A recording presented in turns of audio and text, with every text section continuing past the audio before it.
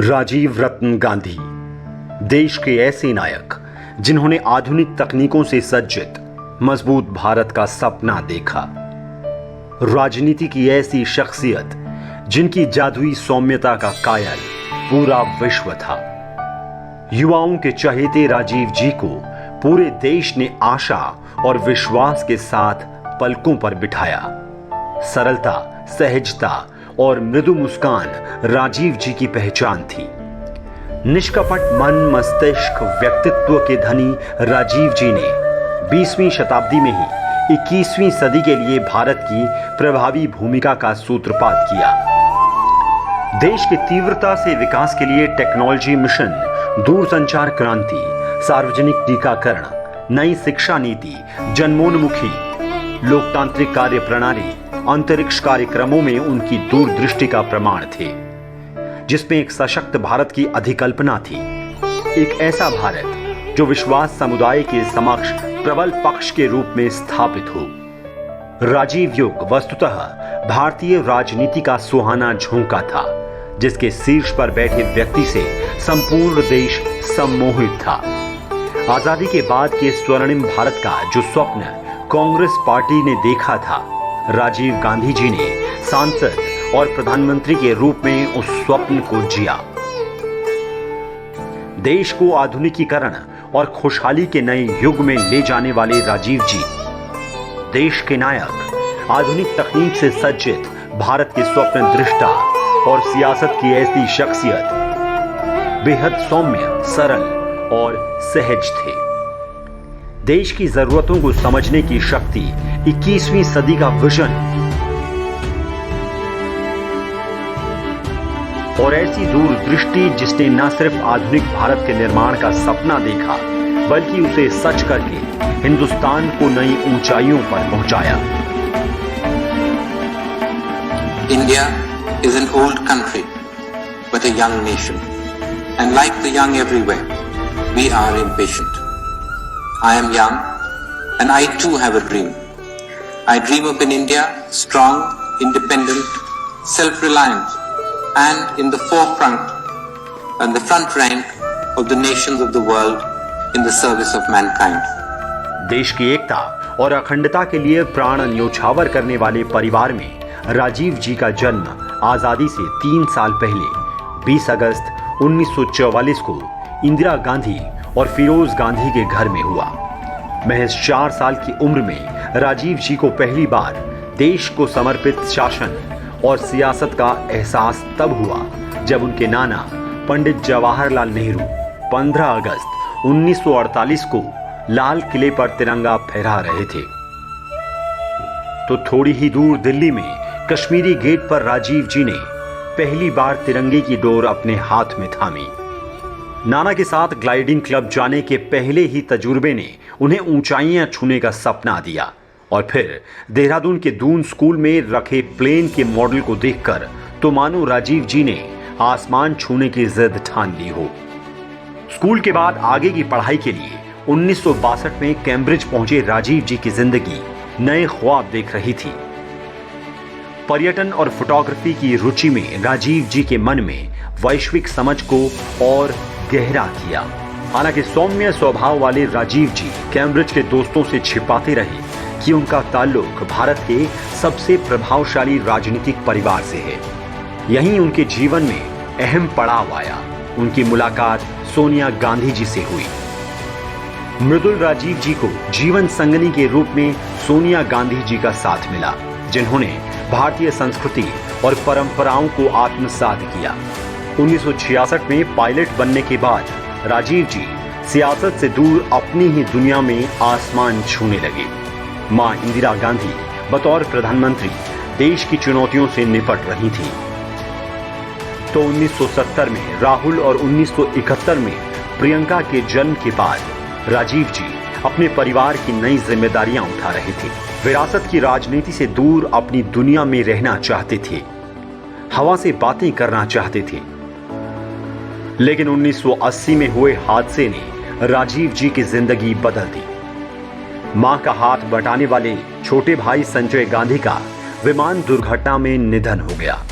मुश्किल वक्त और पुत्र वियोग में देश की बागडोर संभालने वाली दिलेर मां का हौसला ना टूटे, इसलिए राजीव जी ने विमानन क्षेत्र को अलविदा कहा और सियासी मंच पर मां का साथ देने के लिए तत्पर हुए। 1981 में अमेठी से चुनाव लड़ा और सांसद बनकर संसद पहुंचे। लेकिन राजीव जी को पता नहीं था कि जिस सियासत से ताउम्र भाग रहे थे, वो अचानक पूरे देश का भार उनके कंधों पर ला देगी। 31 अक्टूबर 1984 को प्रधानमंत्री इंदिरा गांधी के सुरक्षा कर्मियों ने उन पर ताबड़तोड़ फायरिंग कर दी, जिसके बाद एम्स में उनका निधन हो गया। इंदिरा गांधी की हत्या के बाद राजीव गांधी ने देश के छठे प्रधानमंत्री के रूप में शपथ ली। 40 साल के राजीव जी देश के सबसे नौजवान प्रधानमंत्री बने। इंदिरा गांधी के अखंड और खुशहाल भारत के सपने की जिम्मेदारी अब राजीव जी के कंधों पर थी। इंदिरा जी की चिता के साथ दिल्ली धधक रही थी, लेकिन राजीव जी ने सेना बुलाकर हालात पर काबू पा लिया। राजीव जी ने देश में आम चुनाव कराने का फैसला किया और दिसंबर 1984 में हुए लोकसभा चुनाव में कांग्रेस की ऐतिहासिक जीत हुई। कांग्रेस को 415 सीटें मिली, वो आंकड़ा जो कभी पंडित नेहरू और इंदिरा गांधी भी नहीं छू पाई। विपक्ष का नामो निशान मिट गया। राजीव जी के प्रधानमंत्री बनते ही देश को नई सोच और नई ऊर्जा मिली। राजीव जी ने 1985 में देश को 21वीं सदी का सपना दिखाया। सूचना और संचार की नई क्रांति लाए। कंप्यूटर क्रांति से देश को नई दिशा दी। प्रधानमंत्री रहते उन्होंने युवा शक्ति को बढ़ावा दिया और जवाहर रोजगार योजना शुरू की, क्योंकि वो जानते थे युवाओं को मजबूत किए बिना देश का विकास संभव नहीं। पंडित नेहरू ने पंचायती राज की मजबूत नींव रखी थी, जिसको सशक्त करते हुए राजीव जी ने पंचायती राज व्यवस्था के अधिकारों को लागू किया। पंचायती राज के जरिए देश में एक साथ दो काम करके गांवों को अपने विकास का अधिकार और उसमें महिलाओं को 1/3 हिस्सेदारी दी। संचार क्रांति, कंप्यूटर क्रांति, शिक्षा का प्रचार, 18 साल के युवाओं को मताधिकार जैसे ऐतिहासिक कदम राजीव जी की ही देन है। प्रधानमंत्री रहते उन्होंने पंजाब में अमन और शांति के लिए अकाली संत लोंगावाल से समझौता किया। पाकिस्तान समर्थित उग्रवाद को निर्मूल करने के लिए राजीव सरकार ने उत्कृष्ट साहस और कार्य योजना का परिचय दिया। राजीव जी ने देश को लाइसेंस राज से मुक्ति दिलाई, आर्थिक नीतियों में सुधार किया। राजीव जी जब देश में नई क्रांति ला रहे थे तो पड़ोसी मुल्क श्रीलंका गृह युद्ध में जूझ रहा था। श्रीलंका में शांति और भारत के हिंदू तमिलों के समर्थन में 29 जुलाई 1987 को भारत और श्रीलंका के बीच शांति समझौता हुआ। लेकिन इसका विरोध अगले ही दिन देखने को मिला, जब 30 जुलाई 1987 को राजीव जी को गार्ड ऑफ ऑनर देते वक्त श्रीलंकन सैनिक ने उन पर हमला कर दिया। श्रीलंका में तमिलों के उग्रवादी संगठन liberation tigers of Tamil Eelam यानी लिट्टे भी इस समझौते के विरोध में था। 1989 में आम चुनाव में कांग्रेस के सत्ता से बाहर होने के बाद नए प्रधानमंत्री विश्वनाथ प्रताप सिंह ने श्रीलंका में भारत की शांति सेना को वापस बुला लिया। श्रीलंका में भी सरकार बदलने के बाद नई सरकार ने लिट्टे से समझौता कर लिया। भारत में 1991 में दोबारा आम चुनाव हुए। एलटीटीई को डर था कि राजीव गांधी फिर से प्रधानमंत्री न बन जाएं, इसलिए उग्रवादी संगठन एलटीटीई ने राजीव जी की हत्या की साजिश बनाई और 21 मई 1991 के दिन चेन्नई के पास श्री पेरम्बदूर की रैली में मानव बम से हमला कर राजीव जी की हत्या कर दी गई। राजीव जी जैसे अंतर्राष्ट्रीय शख्सियत का अचानक यूं चले जाने से दक्षिण एशिया की राजनीतिक क्षितिज शून्य सी हो गई। एक दिव्य लौ के बुझ जाने का अंधेरा गहरा गया था। पूर्व प्रधानमंत्री राजीव गांधी का राजस्थान से भी खास जुड़ाव था। खासकर अलवर में सरिस्का और अजमेर के पुष्कर में ब्रह्म मंदिर उनकी पसंदीदा जगह थी। अपने निधन से 10 दिन पहले उन्होंने जोधपुर में एक जनसभा की, जिसकी रिकॉर्डिंग सुनकर आज भी लोगों की आंखें नम हो जाती हैं। राजीव जी भारत को शक्तिशाली, स्वतंत्र, आत्मनिर्भर और मानवता की सेवा में दूसरे देशों की तुलना में सबसे अग्रणी देखना चाहते थे।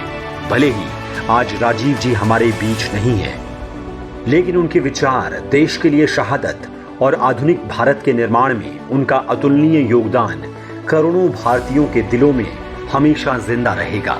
कांग्रेस पार्टी के अग्रिम संगठनों के युवाओं से मित्रतापूर्ण संवाद की उनकी अनेक स्मृतियां हैं।